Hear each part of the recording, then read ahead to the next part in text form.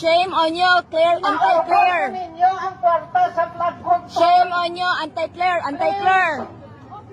Please, What a cry baby!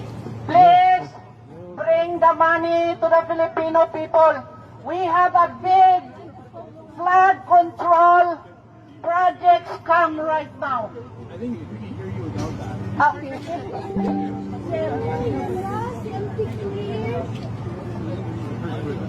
Kapal ng mukha.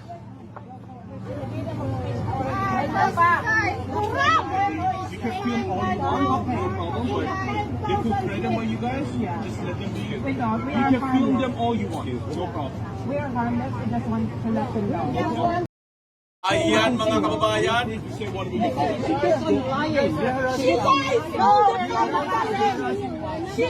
ayan si Auntie Claire nakatikim ng malulutong na mura sa ating mga kababayan dyan sa Canada. Ang lupit, ang tindi talaga ng ating mga kababayan, walang nagawa itong si Auntie Claire dito, ano ho? Ito po talaga ang totoong istorya. Mabuti na rin kahit papaano lumalabas itong mga ito para malaman po nila kung ano na po talaga ang saloobin ng mga kababayan natin, lalo na yung mga OFW. Kasi dito sa Pilipinas, hawak nila lahat no? Yung mga mainstream media na mga hindi bayaran, hawak nila, di ba? So ngayon, ay papalabas lang kung ano lang yung mga papabor sa kanila. Pero dito po sa Canada, wala na po silang barrier dyan. Wala na pong barikada dyan. Kita nyo naman mga kababayan, no? Kung paano siya pinagmumura. Malulutong na mga mura ang inabot ni Auntie Claire dito. Hindi siya tinangtanan ng ating mga kababayan hanggat hindi siya nagtago at sumakay doon sa pera ng bayan na sasakyan ng pinanggalingan. Oh, come on. Harassing? Look what you did in the Philippines. Yun, no? No, we are not violent. We're Ayun, umalis na. Ayan na. Tagalog na yan ng Auntie Claire, ha? Baka hindi mo maintindihan. Ayan na, oh. Allah, pati hindi pala mura mga kababayan ang inabot ni Auntie Claire dito, kundi curse talaga. Inaano na siya, kina-curse na siya dito, no ho? Talagang sobra ang galit ng taong bayan dito kay Auntie Claire, no? Mga kababayan, ang ating pag-uusapan ngayon, malapit na 999 na, maghanapit na tayo mag 286,000 followers or subscribers dito sa YouTube, no? Mga kababayan, eto ano ho? Ang ating pag-uusapan ngayon, si VP Inday Sara, malabo, bumalabsbog, ma-impeach. Grabe, ano ho? At mayroon pong isang balagir ni Marcos Jr. na ang lakas ng loob at ang kapal na mukha para magtungo sa Cebu at makipag-usap doon sa mga Duterte supporters. Ano ang nangyari sa kanya mga kababayan? Ay, alam nyo na. hindi siya nakapurma sa isang ordinaryong supporter lang. No? Sabi lang natin na ordinaryong supporter, hindi po natin nilalang. Lahat po ng mga supporter ni VP Inday Sara or ng mga Duterte ay mahalaga, kaya hindi po sila lang. No? Ibig sabihin, lang, kasi nga, compared dito sa mga nakadebate niya, ay isa pong balager. Isa pong balager na gusto pong i-twist ang mga nangyayari sa atin ngayon. Ito pa, ang INC hindi po titigil. Kaya malamang kabayan, kahit may pakulong pa daw si Senator Marcolita, ay mananatili po silang maaari. Bukas makalawa, nandyan na naman po sila sa kalsada. Kasama po natin. Maniningil, sisigaw para po sa accountability at upang ipakulong ang totoong mga nagkasala at magnanakaw sa ating bansa. Ngunit bago yan, sa mga detalye mga kababayan, magpapasalamat po muna ako sa walang sawang sumusubaybay, nagla-like at nag-share ng ating mga video. Mga kababayan, kung bago ka lang, pakisubscribe na rin, pakipindot ang notification bell all para lagi kang updated sa lahat ng aking mga tatanawin kong utang na loob yan. Maraming salamat sa iyo kabayan. Eto muna kabayan ang atin pong puntahan. Ano? Nakakatawa itong EI na to eh. Thank you. Good vibes muna tayo. Sobra kasi kayong ano eh.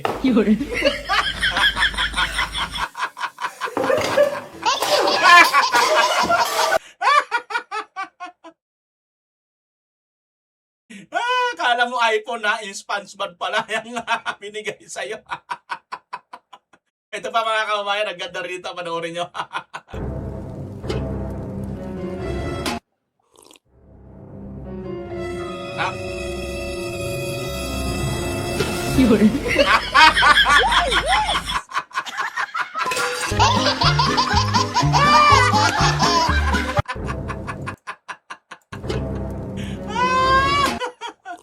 sarap ng higop niya, mga kababayan. No?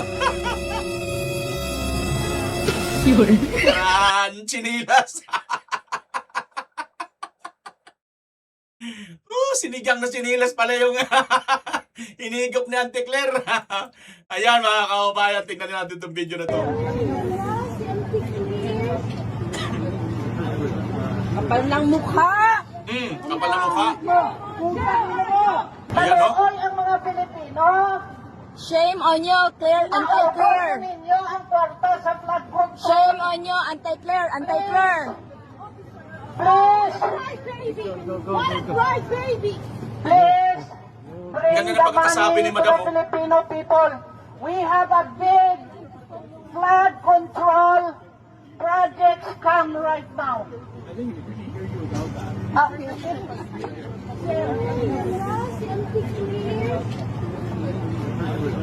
Kapal ng mukha!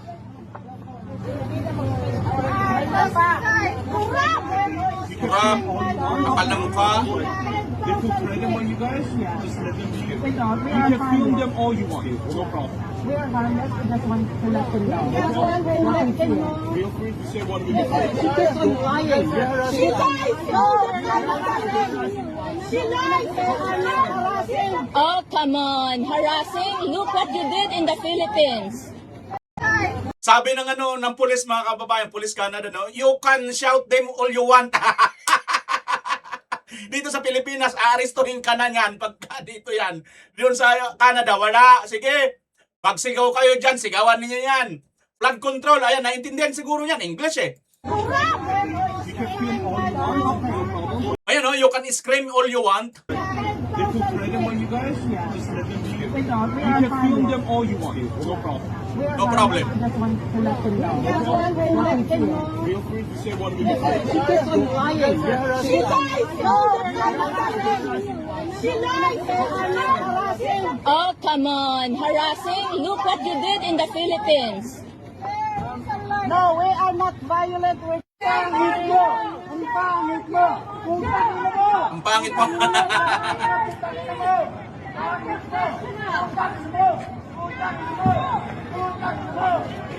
Ayan.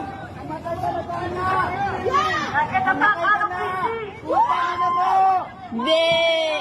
Be. Ang kapal kasi ng mukha nito ni Claire Castro, mga kababayan, ano? Hanggang sa lahat po talaga ng pinupuntahan ni Marcos Jr., kasama siya lagi, ano? Andun siya lagi. Kapal talaga ng mukha, kasama sa gastos, oh. Kasama sa pahirap ng pera ng bayan. Taluoy ang mga Pilipino. Shame on you, Claire, Nauubos anti-Claire. ninyo ang kwarta sa flood control. Shame on you, anti-Claire, anti-Claire. Please, Right, baby! What Officer, nagsumbong pala dito sa mga Canadian police, mga kababayan.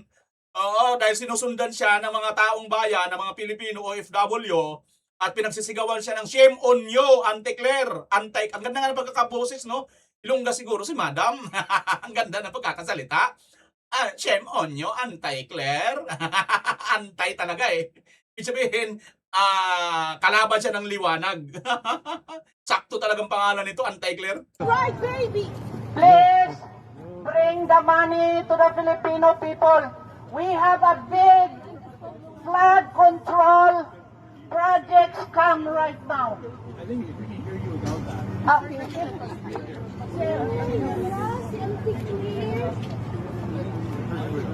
Kapal ng mukha!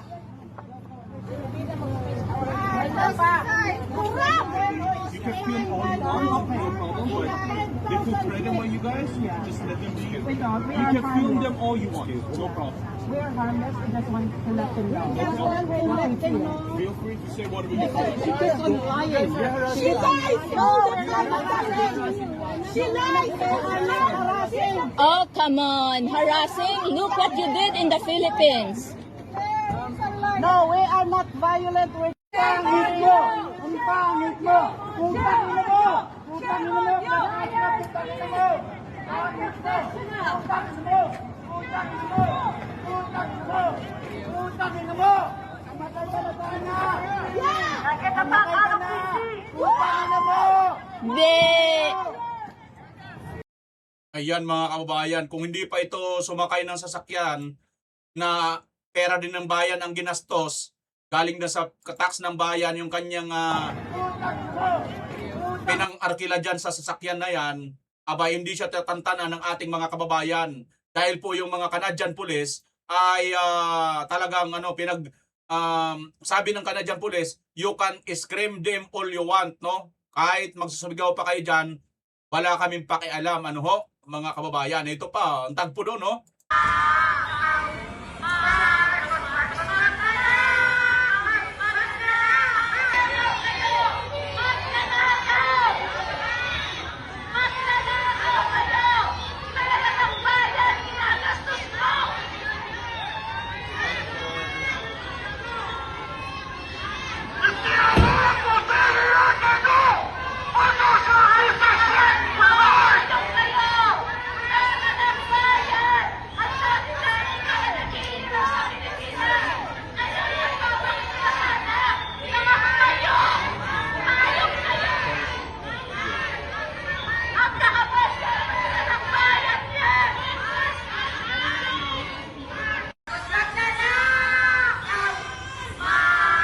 Marcos magnanakaw.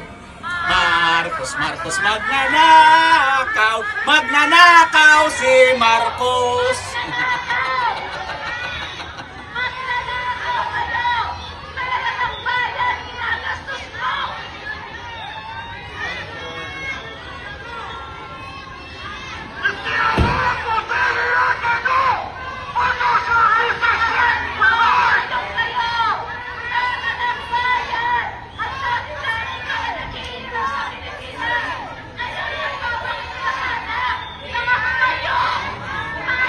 Ayan ha, hayop. Marcos magnanakaw ang sigaw ng taong bayan. Oo, at ang kanta nila talagang Marcos magnanakaw, Anti-Claire, sinungaling, shame on you, pero parehas kayo, nakakahiya. Ano ho, mga kababayan. Pero ngayon, hindi po yan mga kababayan, hindi lang po yan. Mayroon naman sumisigaw para sa kanila. Tingnan nyo itong sumisigaw mga kababayan.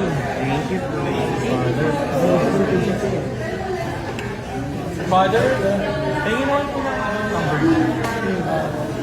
Yun, thank you, Father. Tingnan mo, convict Saranaw. Kita mo naman itong pare na ito. Wala itong alam sa Biblia mga kababayan. No? Naturingan lang pare, hindi ito nagbabasa ng Biblia. Kasi sa Biblia, hindi ka dapat basta humahatol hanggat hindi muna na didinig ang magkabilang side. Di ba? Mga kababayan, sila, kinoconvict na nila kahit hindi pa nga nila napapakinggan kung anong katotohanan ng magkabilang side. Maliwanag mga kababayan, ito anti-Biblia po itong mga pare na ito. No? Sorry kung sino man ang mga kababayan nating mga Katoliko, pero itong pare na ito anti-Biblia po ito. Kasi magbukas po kayo ng Biblia, wala pong pupwedeng paghatol na hindi po muna dumaan sa proseso. No?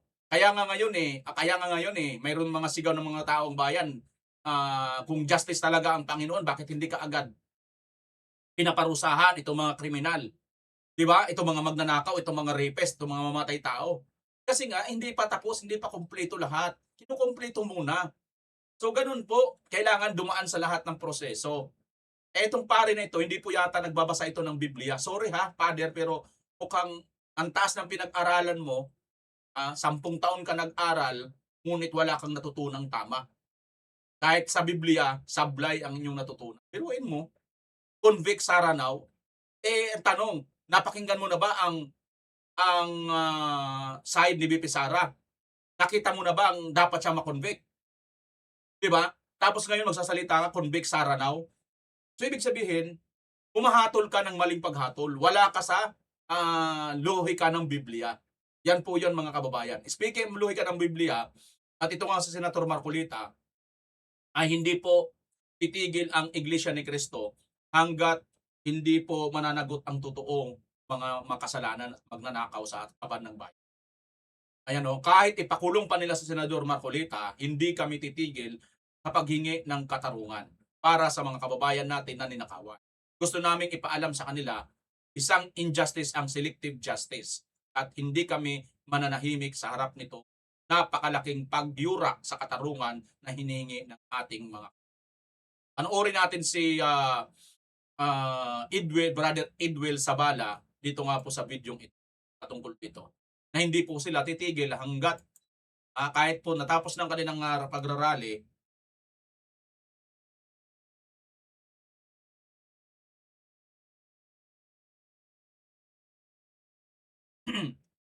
ay yan nga mga kababayan. Diba? Yan nga ang mangyayari. Kailangan nila ipaglaban ang kanilang karapatan, ang karapatan ng mga Pilipino at mapaningil, mapanagot ang mga totoo. Ito, panoorin natin. Ang ikinakaso kay Senator Marcoleta ay plunder na isang non-bailable crime. Sa makatuwid, ipakukulong siya at hindi pwedeng magpiyansa hanggang hindi natatapos ang paglilitis sa kanya. Sa madaling salita ay hindi na niya maitutuloy ang paglalantad o pag-expose sa mga sangkot sa pandarambong na naganap. Pero paano naging plunder ang pagtanggap ng campaign donation? Hindi naman galing sa kabangyaman ng Pilipinas ang tinanggap niyang donation mula sa mga sumuporta sa kanyang pagkandidato bilang senador at mismong ang COMELEC ay naglabas na ng desisyon na walang krimen na naganap sa pagtanggap niya ng campaign donation. Correct. Sinusuportahan ng Iglesia ni Cristo ang itinataguyod ni Senator Marcoleta dahil ito rin ang posisyon namin. Nananawagan kami para sa transparency, accountability, justice, and peace. Kaya, nais naming iparinig sa mga kinauukulan na kahit ipakulong nila si Senator Marcoleta, ay hindi kami titigil sa paghingi ng katarungan para sa mga kababayan natin na ninakawan. Gusto naming ipaalam sa kanila na isang injustice ang selective justice. At hindi kami mananahimik sa harap nitong napakalaking pagyurak sa katarungan na hinihingi ng ating mga kababayan. Yan mga kababayan. Ay mapagsamantala. Ayan. Madaling magkunwari, madaling makilala, balat kayo ang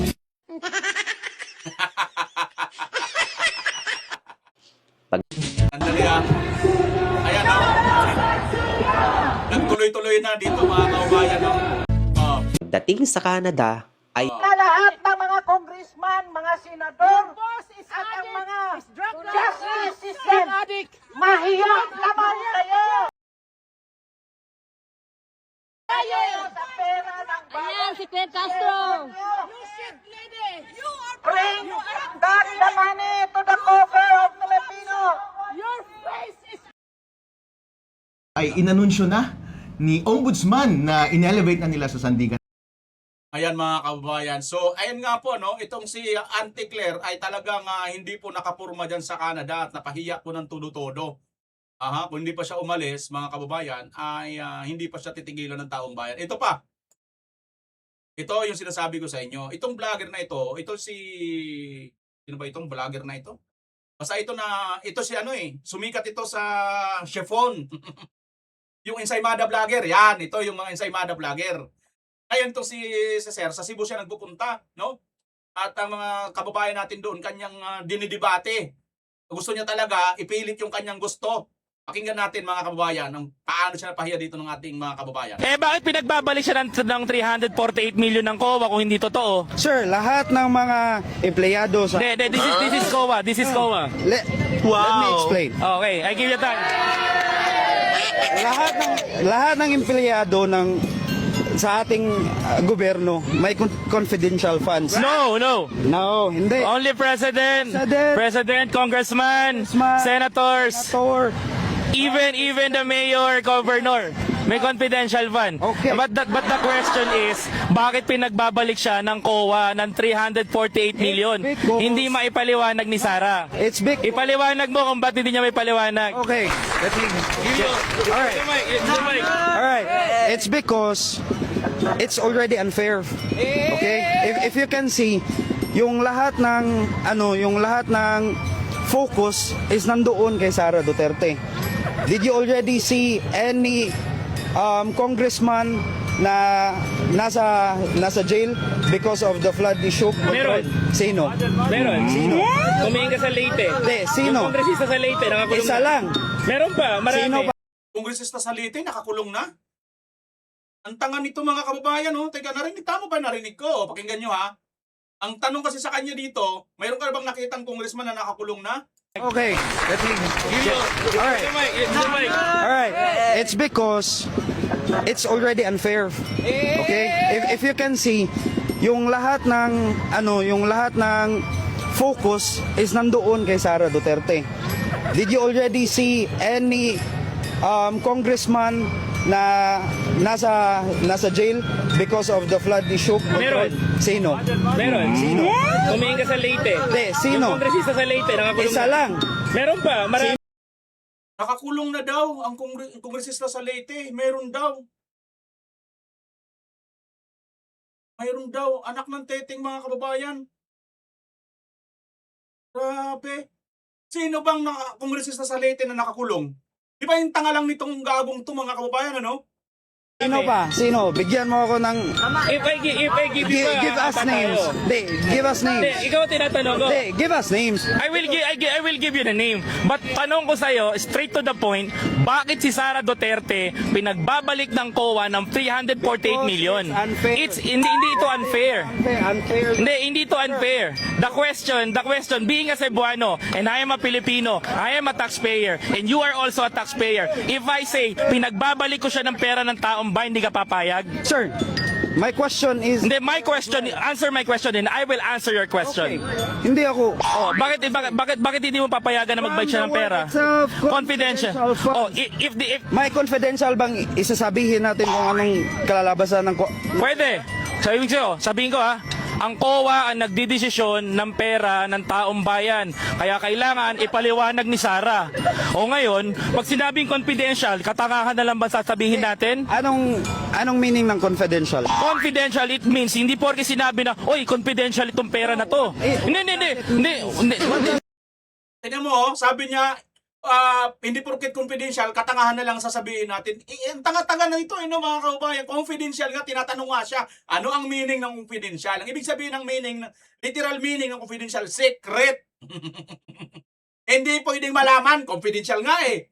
Bakit pa linagay ang salitang confidential kung pwede naman pala hindi confidential? Di ba ang tanga lang mga kababayan? Hindi lang pala ito tanga na vlogger na ito, ha? Ano pa to? Bobo pa to. Di ba? 80-80 pa pala ito. Biruin mo. Yung kanina sinabi, at saka sinungaling pa. Di ba? Misleading, sinungaling. Tingnan nyo ha. Sino ba ang congressman na nakakulong ngayon sa Leyte? Parang wala akong nakanon, di ba? Doon ako nagulat dito mga kababayan. Kaya kinuhanan ko na ito ng reaksyon kasi nagkakalat po ito ng lagim eh. Sa taong bayan, nagpupunta-punta po ito sa mga lugar-lugar dyan sa Cebu daw po ito eh. Hindi ganun yun. What does it mean? Bro, don't educate me if they say confidential fund. And I will it's because wala naman tayong papunta. No. Hindi, kaya nga nagtatanong ako eh. It's because yung confidential funds If you say- nga sinasabi ninyo nga ipababalik. Yun nga, wala pang Oh, If you say kasi ganito, if you say confidential fund, bro. Confidential fund, sabihin, hindi mo na pwede malaman. Taxpayer tayong lahat nandito. Tapos, So hindi na pwede malaman yun. flood control project. So the question is, hindi na pwede malaman ng taong bayan. Sino pwede makaalam ng confidential fund? Flood control project. No, not flood control. Usapan confidential fund, di flood control. Bakit Yung flood control, wag ka mag-alala, si Martin Romualdez makukulong na yun. bakit hindi mo sinasabi yung Hindi nga flood control ang usapan. atin ngayon? Bro, hindi nga flood control usapan. Hindi bro, Hindi nga flood control ang usapan. Let's end. Ang usapan dito, confidential fund. Kung flood control ang usapan, si Martin Romualdez, si Saldi ko, makukulong yun. Already unfair for us to... No, I'm not unfair. I'm not unfair. I'm asking you a question. Why Sara Duterte hindi magpaliwanag sa flood control? Ba't kung pagpapaliwanag sa flood control si Sara Duterte, hindi naman siya kasali dun? Bakit nga... Confidential ba ng usapan? Straight to the point. Dili, bakit nga Straight to the focus point. natin si Sara Duterte? Straight to the point. The question is, nasabihin mong confidential fund. Hindi niya pwede malaman kung saan dinala ni Sara ang pera. Panag siya ng COA. The question is, bakit hindi binabalik ni Sara yung 348 million? Din anong paki namin, di ba? Kasi nandyan siya, binoto siya ng mga tao. So, may tiwala kami sa kanya. Oh. Oh, di ba? If you can see on the Ano ka ngayon? Sabi ni Sir, anong paki namin? Walang paki ang tao. Walang paki ang tao sa sinasabi nito, mga kababayan. Bakit? Ito kasi yung sinasabi niya, bakit hindi sa uli? Alam mo mga kababayan, ganito lang yan, ano? Nakot and gak kasi itong ating mga kababayan. Meron kasi siyang gustong ipasok na katarantaduhan itong gagong ito. Mabuti na lang at mga kababayan natin ay talagang kahit anong gawin nila, hindi pa rin mapapasunod sa kanila. Bakit? Wala kaming paki dyan. Dito nga kami may paki sa flood control eh. Bakit hindi mo ito siya naman ayaw niya. Kita niyo mga kababayan itong mga Marcos bubunistang vlogger na ito. 'Di ba? Siniswi niya, dinadala niya ang taong bayan doon sa kanilang naratibo. Kaso hindi sila umubra mismo sa mga ordinaryo nating mga kababayan pa lang, ng mga supporter ni BP Inday Sara or ng mga Duterte. Hindi siya umubra. Anong paki namin dyan? Ito, ang sagot dyan, ganito mga kababayan. Para sa akin, ang sagot nitong tinatanong nito, bakit ayaw sa uli ni BP Inday Sara? Ang tanong, final na ba? Wala pa namang pang finality ito eh. Sinabi lang ng kuwa na magbag sa uli siya, pero hindi pa sinabi ng kuwa with finality na ito. Tandaan po ninyo, pwede pa si BP Inday Sara mag-appeal sa kuwa at pagkatapos sa kuwa, pwede pa siya sa Supreme Court. Gets nyo? Yun yung sagot dito, mga kababayan. Kaya lang, syempre, itong ating mga kababayan, hindi pa talaga niya masyado na figure out. Sinabi na lang niya, anong paki namin? Diba? Pero nevertheless, mga kababayan, napakaganda pa rin ang sagot nitong taong ito at hindi pa rin niya nakuha itong mamang ito na hindi pa rin niya, kahit anong pambibilog, kahit anong pang mislead dito mga vlogger ng mga bubunista, hindi nila makuha ang taong bayan. At ang nakakatakot dito mga kababayan, yung kanilang umpisang pinag-uusapan, kasi nasabi niya na mayroon na daw nakulong na kongresista na taga Leyte. gobyerno, may confidential funds. No. No, hindi. Only President, Congressman, Congressman, Senators, Senator. even the Mayor, Governor. May confidential fund. Okay. But the question is, bakit pinagbabalik siya ng COA ng 348 million? Because- Hindi maipaliwanag ni Sara. It's big. Ipaliwanag mo kung ba't hindi niya maipaliwanag. Okay. Alright. It's because it's already unfair. Okay? If you can see, yung lahat ng focus is nandoon kay Sara Duterte. Did you already see any congressman na nasa jail because of the flood issue? Meron. Sino? Meron. Sino? Tumingin ka sa Leyte. Hindi, sino? Yung kongresista sa Leyte, nakakulong. Isa lang. Meron pa, marami. Sino pa? Sino? Bigyan mo ako ng... If I give you Give us names. Hindi, give us Hindi, names. ikaw tinatanong ko. Hindi, give us names. I will give Kita nyo, wala siyang, sinabi lang niya, I will give the name, pero wala, ang binigay niya, Leyte daw, congressman sa Leyte. Already unfair. Okay? If you can see, yung lahat ng focus is nandoon kay Sara Duterte. Did you already see any congressman na nasa jail because of the flood issue? Meron. Sino? Meron. Sino? Tumingin ka sa Leyte. Hindi, sino? Tumingin ka sa Leyte, Kongresista sa Leyte, nakakulong. kongresista sa Leyte, Isa lang. Meron pa. Nasa jail because of the flood issue? Meron. Sino? Meron. Sino? Tumingin ka sa Leyte. Hindi, sino? Kongresista sa Leyte, nakakulong. Isa lang. Meron pa. Marami. Nasa jail because of the flood issue? Meron. Sino? Meron. Sino? Tumingin ka sa Leyte. Hindi, sino? Kongresista sa Leyte, nakakulong. Isa lang.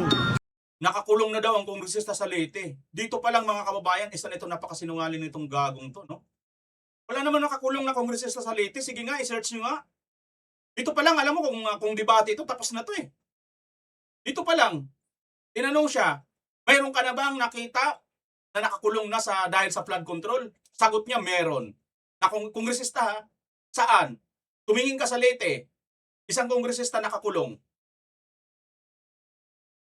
Wala naman po tayong alam na nakakulong na kongresista sa Leyte. Di ba maliwanag ito mga kaubayan na panggagago ito, ditong mga bayarang vlogger ni Bubonistang Marcos? Di ba?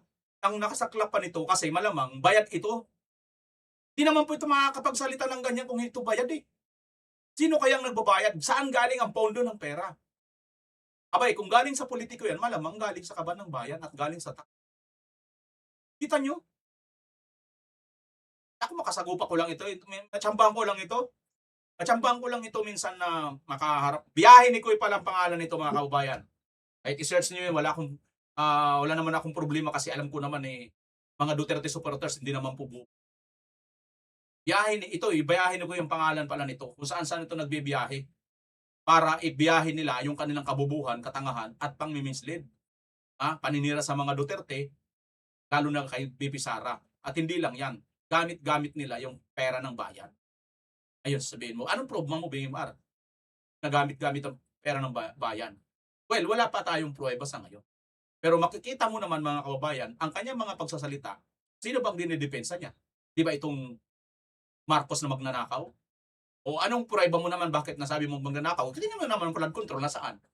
Sinong nagnakaw niyan? Alangan naman tayo ng mga Pilipinong ordinaryo. Kung hindi mo pa maintindihan, bobo ka rin talaga, di ba?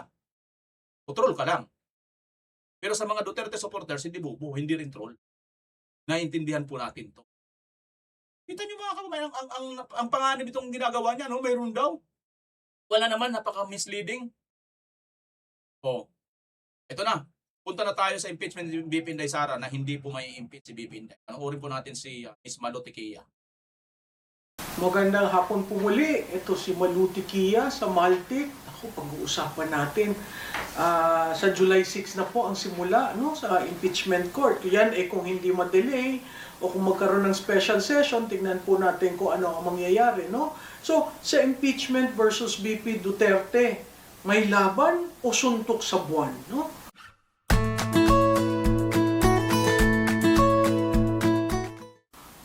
Marami nagsasabi, si BP laban lang.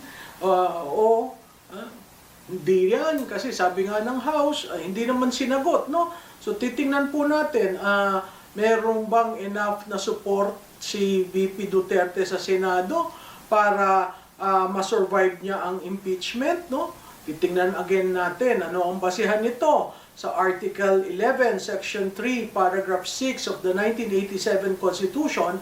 Ang sinasabi po dyan, the Senate shall have the sole power to try and decide all cases of impeachment. When sitting for that purpose, the senator shall be on oath or affirmation. When the President of the Philippines is on trial, the Chief Justice of the Supreme Court shall preside, but shall not vote.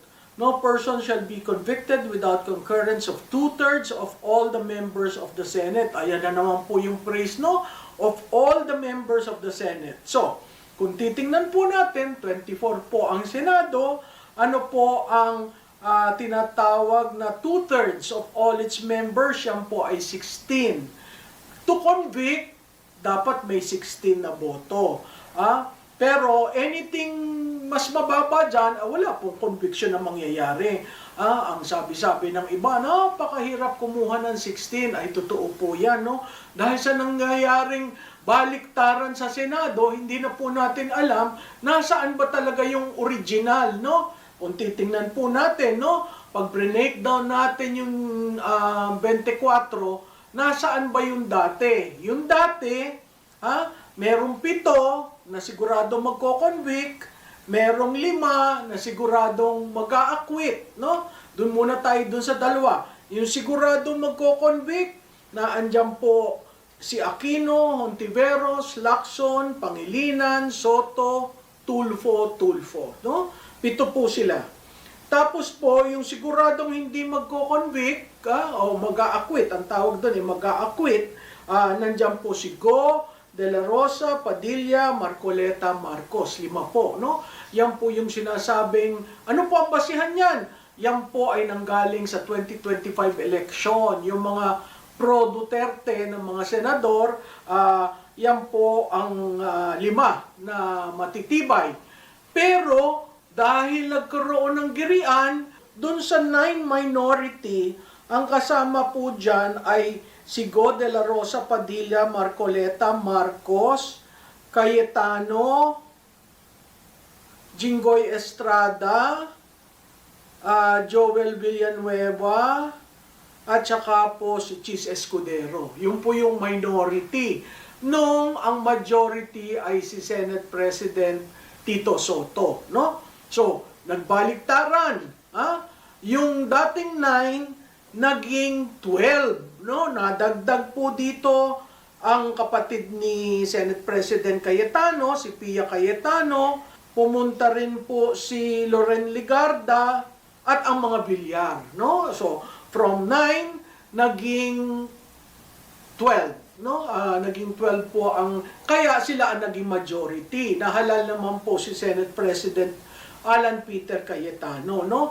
Ang naging minority, yung pong talagang magko-convict sa kanya na 7, tapos nadagdagan noong may 2 ho kasi dapat abstain. Yun po si Subiri at si JB Ejercito. Pero later on, sumali na rin po doon sa minority. So ito po yung more or less terrain, no? Merong 7 na sigurado magko-convict, merong 5 na siguradong mag-a-acquit, tapos may 12 na hindi natin maintindihan kung ano nangyayari, pero nakikita natin dahil dito sa kaguluhan, naglilipatan, no? Controversial rin po yung pinas na resolusyon ni Senator Mig Subiri tungkol sa presiding officer ng impeachment court, no?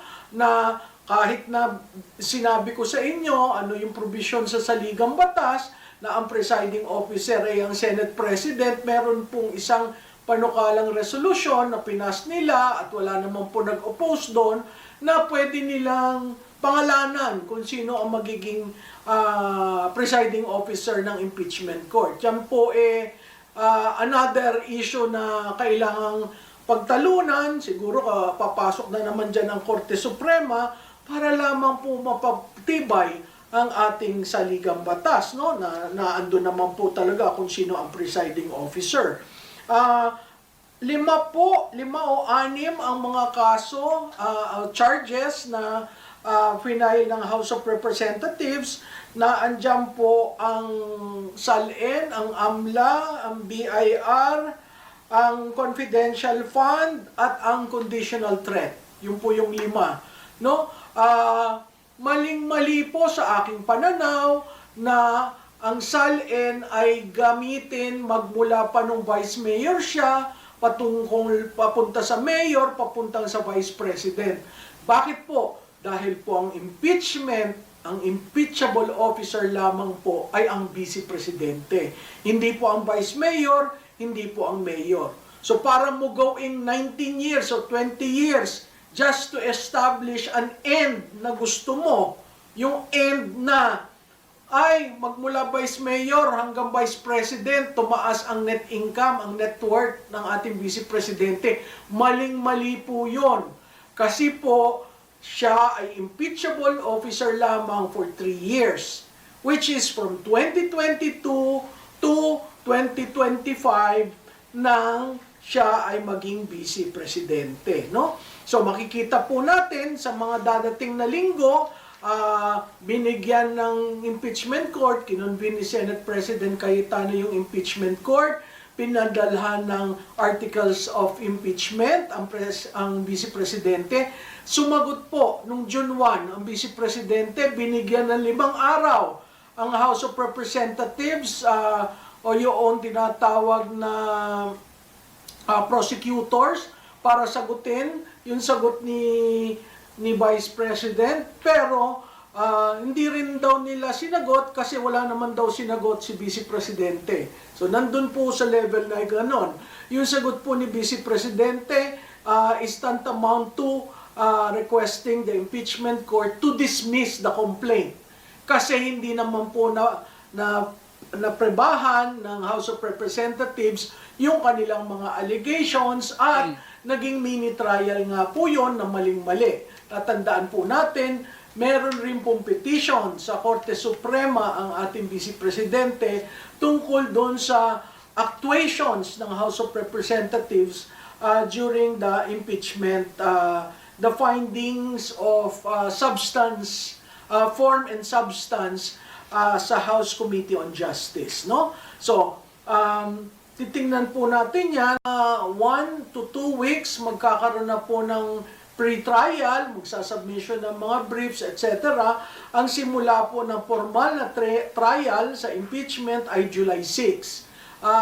Yan po ay parte pa rin po ng panahon na out of session or sinadya adjournment ang Kongreso, ang 20th Congress, no? So, ang sinasabi doon sa sagot ng defense team ni Vice President Sara Duterte ay ang articles of impeachment are constitutionally infirm, procedurally defective, and substantively deficient. Naku, mahirap po yung mga salitang yan.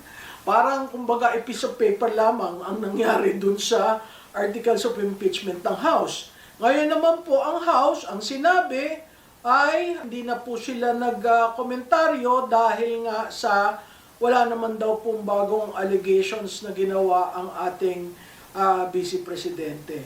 So, ang kailangan po balik ulit tayo doon, 16 out of all, 2/3 of all its members. All its members, 24, 2/3 is what? 16 po yan. 16 to convict. So, hindi na ho natin titingnan yung to acquit. Basta ang titingnan natin, kung naka-16 ka, convicted si Vice President. Kung hindi ka maka-16, regardless of all the explanations, hindi po convicted si Vice President, no? Makikita naman po ninyo, tatahinan natin ito dun sa nangyayari ngayon, no? Ang nangyayari ngayon, yung majority ng Senado ang sinasabi, okay na daw ang 11. Hindi po pwede ang 11 kasi ang 11 po plus 11, 22. Ang members po ng Senado ay 24. So titingnan nyo yan kasi dito pinag-uusapan ang majority. Pagdating ngayon sa impeachment court, hindi po pinag-uusapan ng majority. 2/3. Mas mataas pa sa majority. Napakahirap makuha. Bakit ho napakahirap? Dahil babalik ulit tayo sa intent ng framers natin.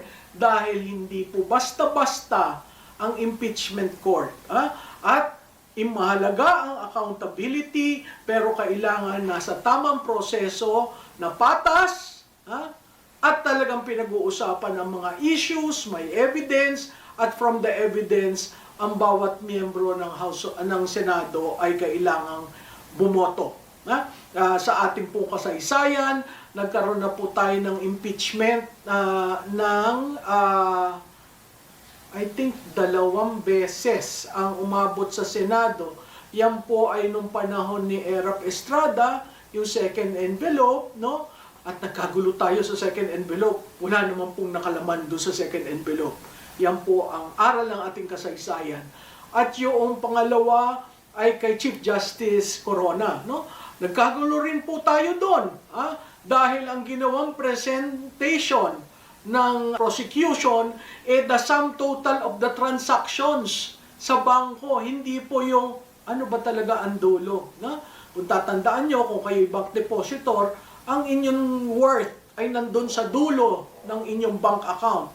Kung yun po ay 10,000 o 100 pesos, yun po, hindi po yung total ng transaction in and out sa bangko. Yun po ang nangyari kay CJ Corona, tapos may mga issues na bakit daw may mga account na hindi lumabas, hindi daw nagbayad ng taxes. Nung panahon po niya, allowed baguhin ang SALN. pero hindi nila binigyan ng karapatan si CJ gawin yon. Umabot pa po sa Court of Tax Administration na pinag-usapan yung tax doon sa pera ni Chief Justice. Sumatotal po, walang kaso. Biro nyo yung tao na Chief Justice na maayos na naglingkod sa atin. Nangyari yon dahil sa isang desisyon na hindi nagustuhan ng nakaupo. Yung po ay tungkol sa Luisita, Hacienda Luisita. At makikita po natin kung anong nangyari sa karir ni Chief Justice Corona. Sana po itong darating na impeachment sa ating Vice Presidente ay matuto tayo sa leksyon ng kasaysayan na hindi po porke in-impeach ka, lahat ng pinanggalingan sa House of Representatives ay natutuon at tama sa panahon at tama sa sirkumstansya na binabanggit na si Vice Presidente ay lumabag. Kaya pagdarating po, siguro maaasahan nyo si Maltik, pabalik-balik po kami dito pag may karoon na ng impeachment court para lang natin pag-usapan ano ba nangyari dun sa araw na yon. So, kayo po ay manood sa trial, sa impeachment trial ni Vice Presidente Inday Sara Duterte nang makita po natin ang katotohanan. Ang katotohanan ho, hindi ho yun sinasabi. Ang katotohanan bawat isa sa atin ang maririnig, maiintindihan at huhusga.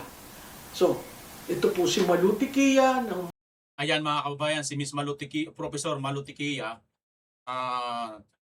yan nga po ang kanyang sinasabi. Mukhang malabo po talaga na ma-impeach itong si Bibi Inday Sara kasi kailangan po talaga nila 16 votes para po i-convict itong si Bibi Sara. Para po doon sa pare na convict Sara now, kaagad yung kanyang sinasabi, supply po yun. Pagdating po sa Biblia, dahil pare siya, at dito nga po sa batas sa lupa.